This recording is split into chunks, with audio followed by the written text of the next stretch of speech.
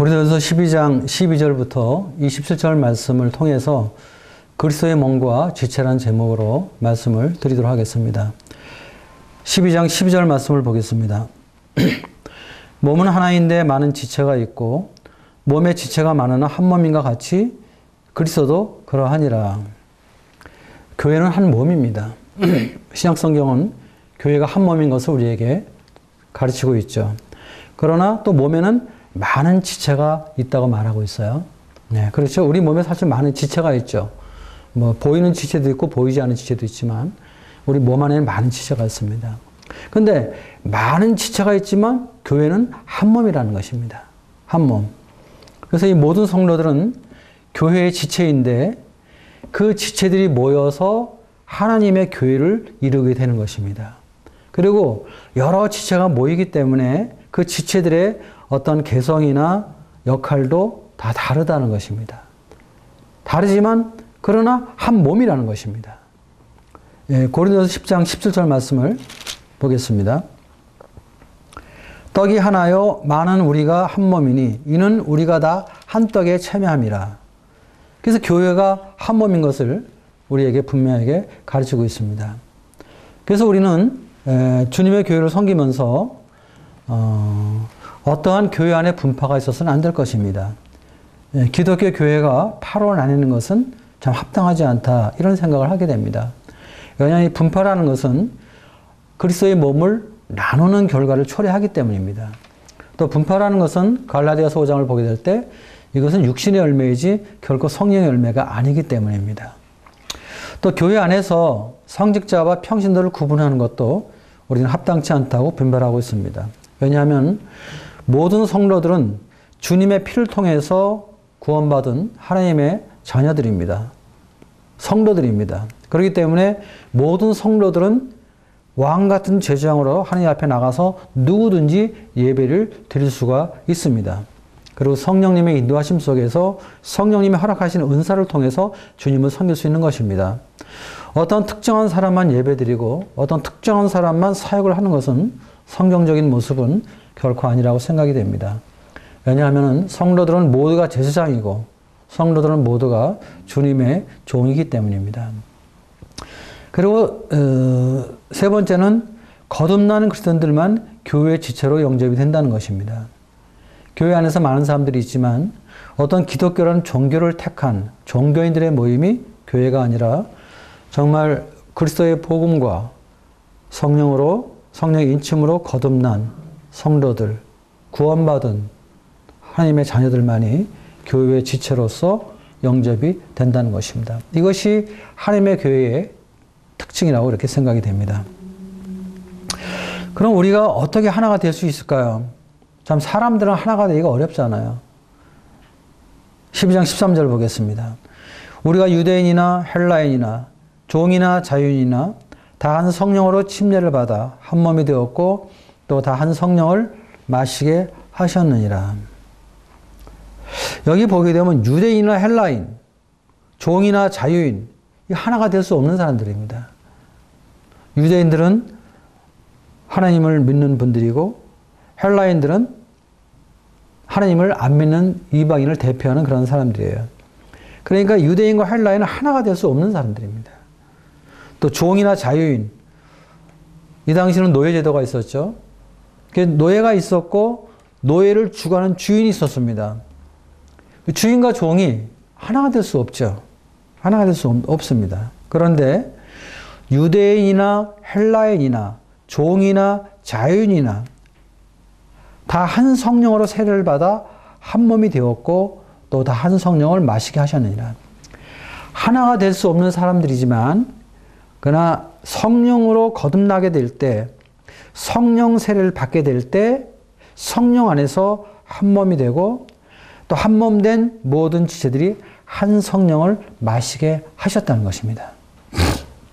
그래서 성령 세례로 우리가 하나가 되는 것이죠. 오늘날 오순절주의자들은 성령 세례를 제2의 은혜로 생각을 하고 있죠.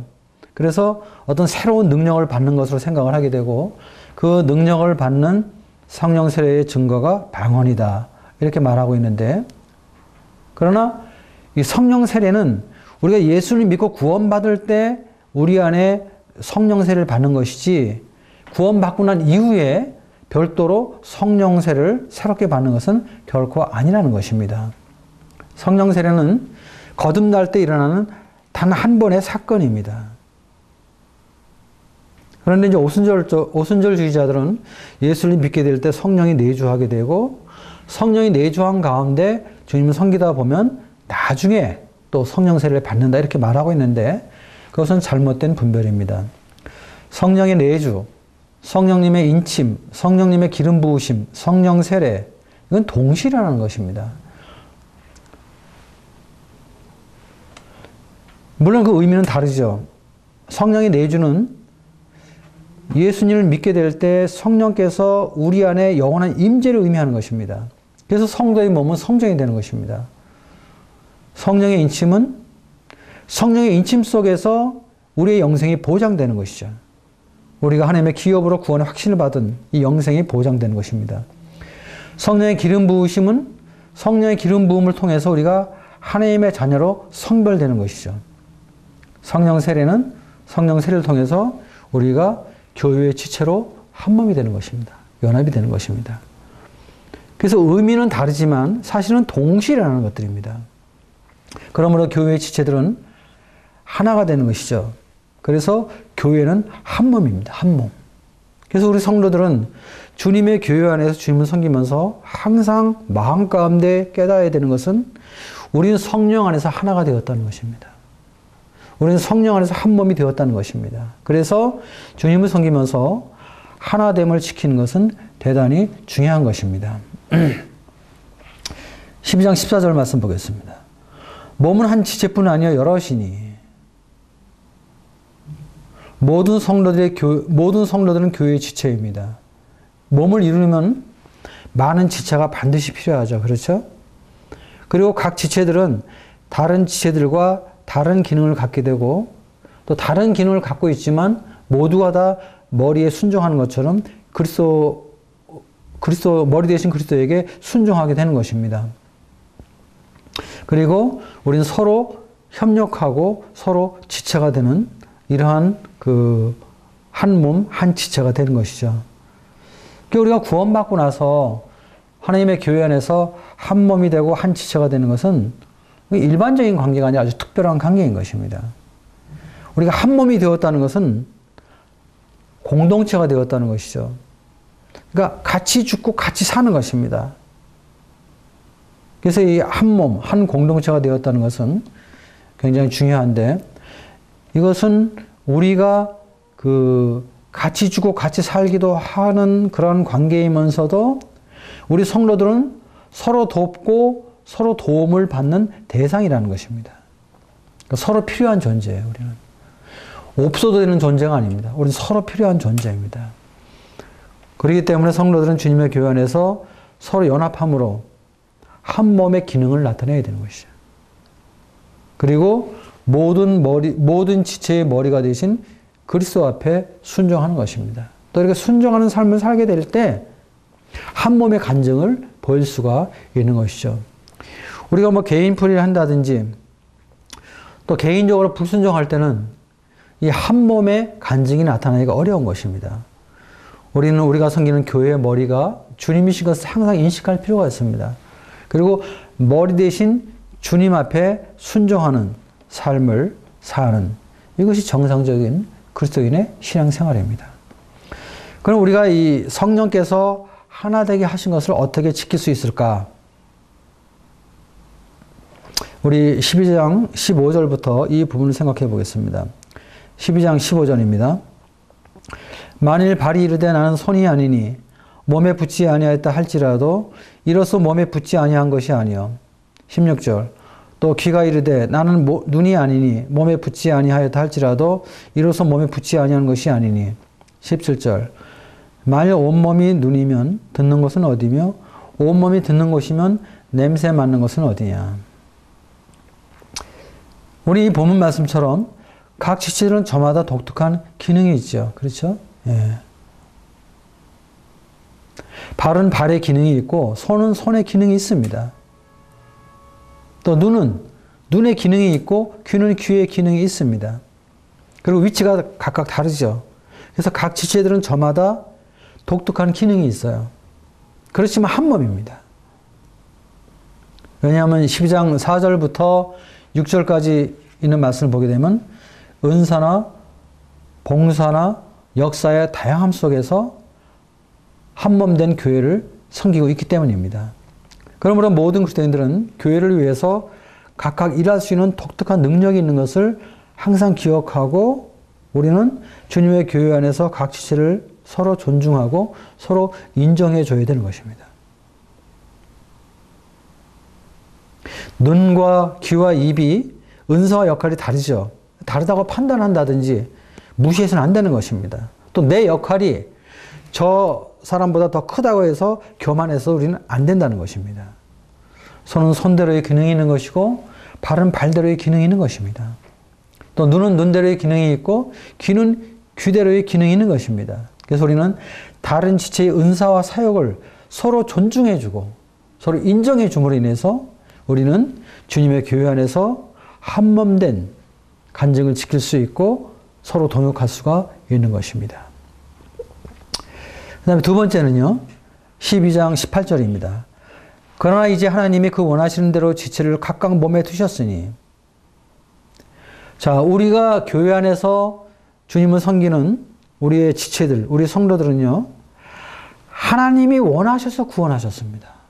어떤 사람은 내가 볼 때 마음에 안 드는 사람도 있고 어떤 사람은 내가 볼 때 판단을 할 수 있는 이러한 간증을 보이는 사람이 있지만 그러나 그런 지체일지라도 하나님께서 원하셔서 구원받게 하셨다는 것입니다.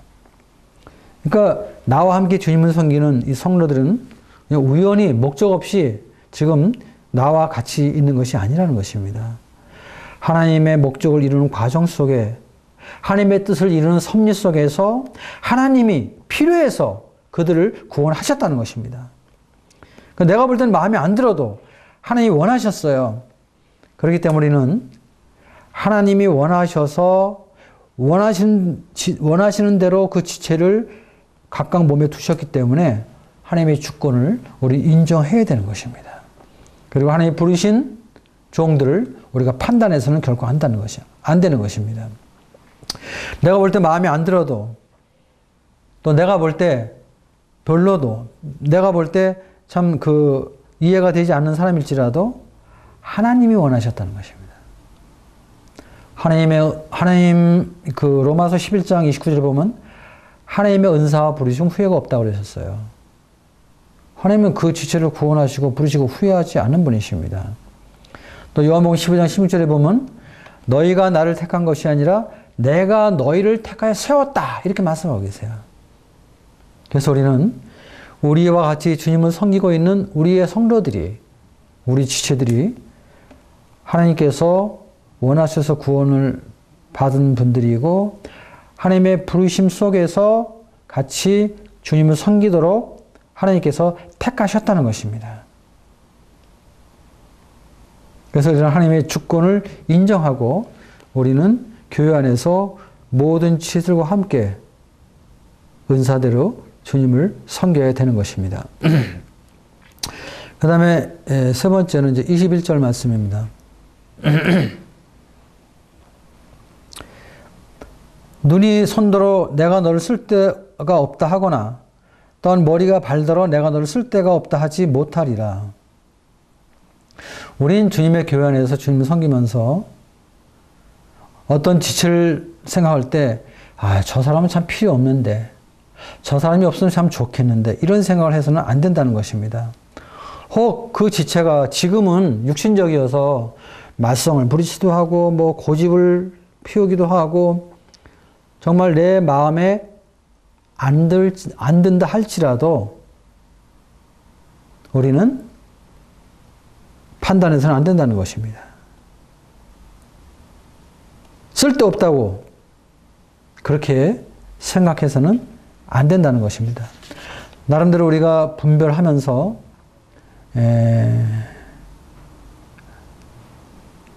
내 자신이 교훈을 받고 나는 저렇게 행동하지 말아야 되겠다 이렇게 생각할 필요는 있어요. 그렇지만 그 사람을 판단해서는 결코 안 된다는 것입니다. 22절 보겠습니다. 그뿐 아니라 더 약하게 보이는 몸의 지체가 도리어 요긴하고 우리가 몸에 덜 귀히 여기는 그것들을 더 귀한 것들로 입혀주며 우리 아름답지 못한 지체는 더욱 아름다운 것을 얻느니라. 그런즉 우리 아름다운 지체는 그럴 필요가 없느니라. 오직 하나님이 몸을 고르게 하여 부족한 지체에게 귀중함을 더하사. 참 우리가 이 교회 안에서 이 하나됨을 지킬 수 있는 놀라운 방법인데요. 그것은 뭐냐 하면은 약하게 보이는 지체가 도리어 더 요긴하다는 것입니다. 여러분, 우리가 교회 안에서 어떤 약한 지체를 보게 될 때 우리는 무시하는 마음이 들잖아요. 그렇죠? 아주 강한 지체, 강하게 보이는 지체, 또 크게 보이는 지체, 또 하나님의 크게 사용하는 뭐 이런 지체가 더 크게 보이잖아요. 그런데 성경은 우리에게 말하기를 몸의 지체 가운데서 약하게 보이는 지체가 더 요긴하다는 것입니다. 요긴하다는 건 무엇입니까? 반드시 꼭 필요하다는 것입니다. 자, 우리 몸에도 있잖아요. 이런 눈썹 같은 경우는요, 어떻게 볼 때 뭐 눈썹이 없어도 뭐 크게 뭐 사는데 지장이 없잖아요. 그렇죠? 뭐 이런 손톱 같은 경우도 뭐, 물론 필요하지만, 뭐 없어도 뭐 그렇게 뭐 사는데 지장이 없을 것 같아요.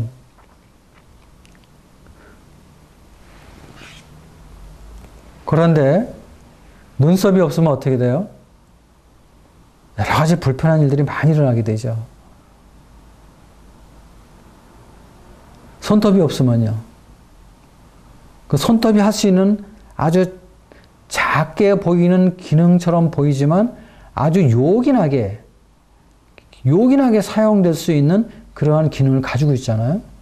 근데 그러한 부분들을 우리가 사용하지 못하게 될 때 몸은 많이 어려운 것입니다.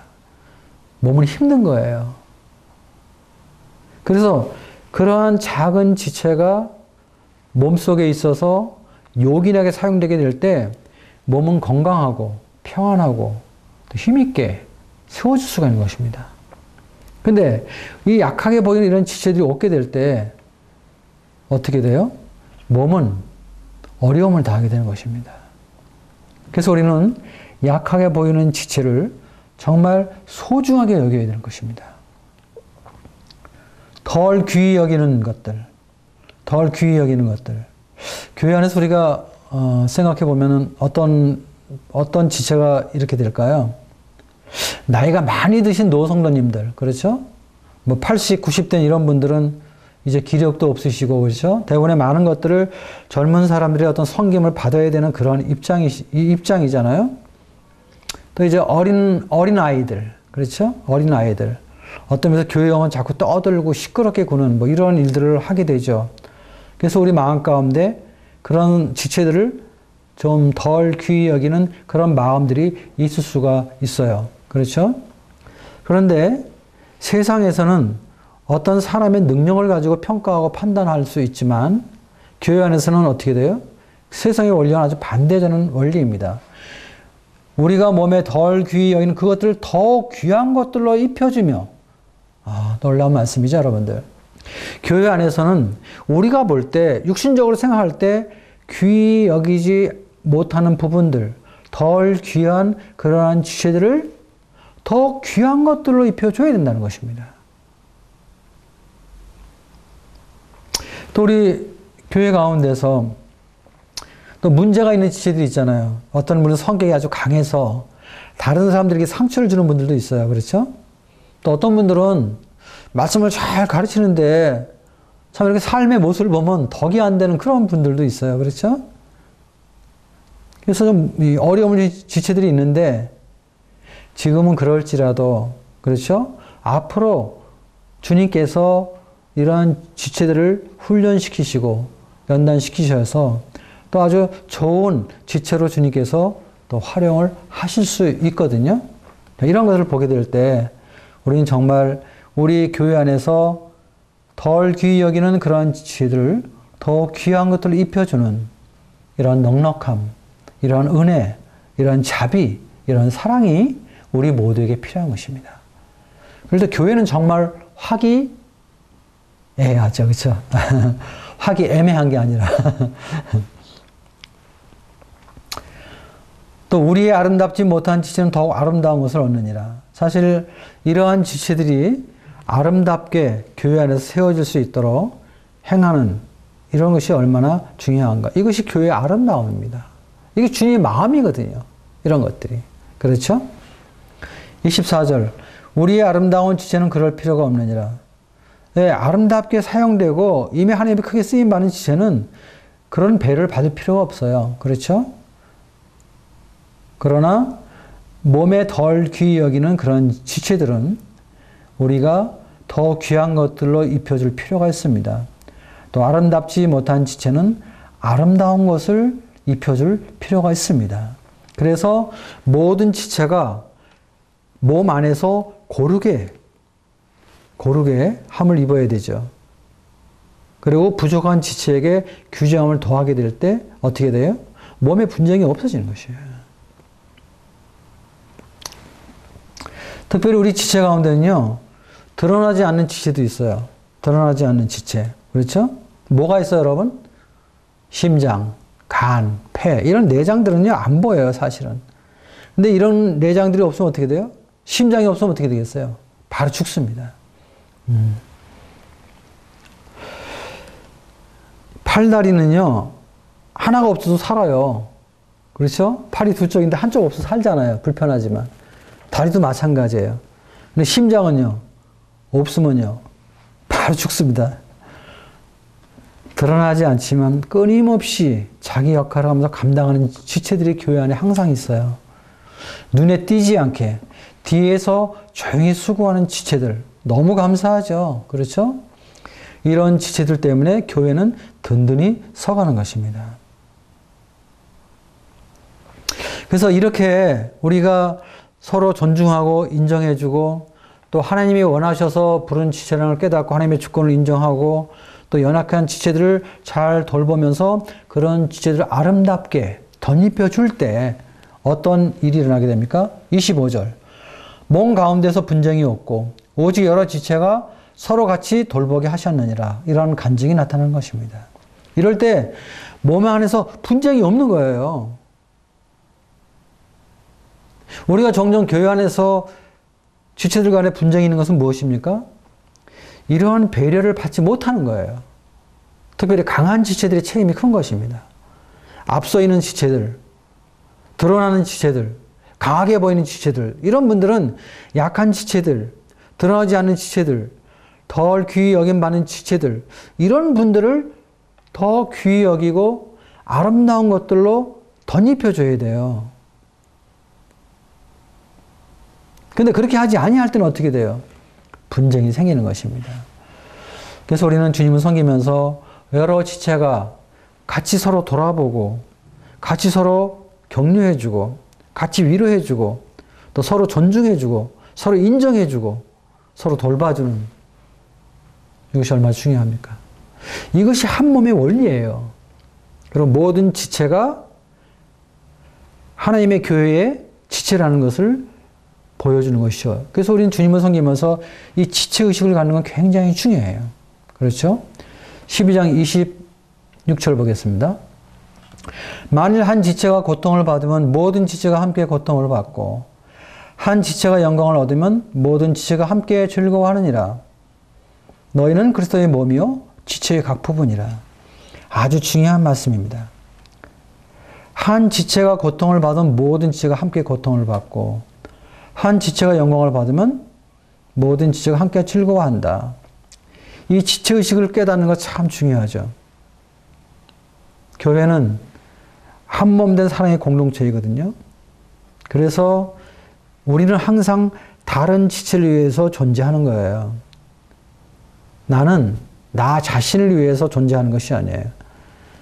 다른 지체를 위해 존재하는 거예요. 그러니까 우리는 주님의 교회 안에서 어떤 이기적인 생각을 해서는 안 돼요. 이타적인 생각을 가져야 돼요.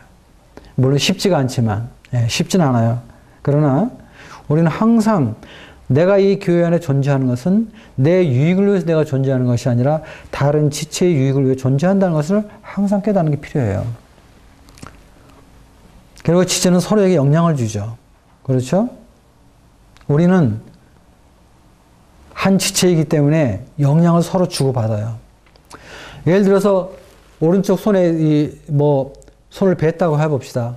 그럼 이 손에만 끝나는 게 아니에요. 이 손의 지체가 온몸에 영향을 주는 거예요. 온몸에.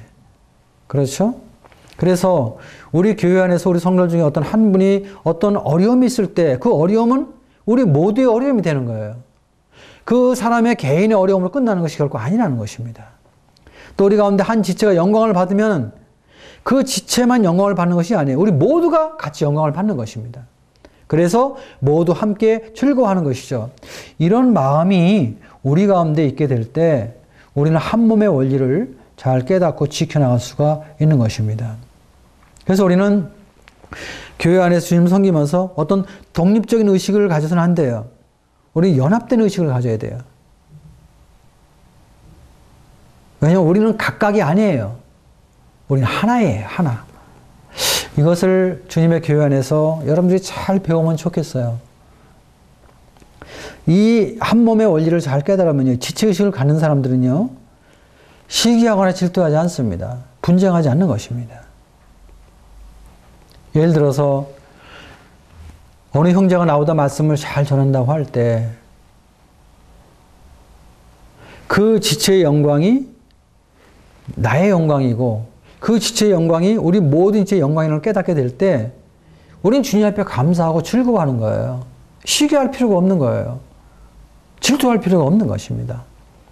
또 한 지체가 어떤 어려움이 있을 때 우리는 그 지체와 한 지체든 내가 어떻게 그 사람의 고난받는 일을 도와줄 수 있을까 우리는 생각해야 되는 것입니다. 왜냐하면 한 지체의 고통은 우리 모두의 고통이거든요. 바꿔 얘기해서 우리 모두가 나눠야 될 일이에요.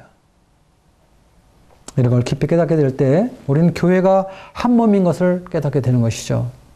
또 한 지체인 것을 깨닫게 되는 것입니다. 이것을 깨달으면서 주님을 섬기게 될 때 교회 안에서 우리는 분쟁 없이 한 몸 된 교회의 모습을 지켜나갈 수가 있는 것이죠. 결론적으로 말씀드린다면 몸과 지체는 하나인 것입니다. 그리고 지체는 항상 몸에 붙어 있어야 돼요. 지체로서의 기능을 발휘할 수가 있는 것입니다. 그리스도인들은 항상 주님의 몸된 교회에 항상 붙어 있어야 됩니다. 교회를 떠나서는 안 돼요. 잘할 수가 없어요. 성장할 수가 없어요. 몸의 성장과 함께 이 지체들이 성장할 수 있는 것이죠. 모든 지체는 교회를 떠나서는 잘할 수가 없는 것입니다.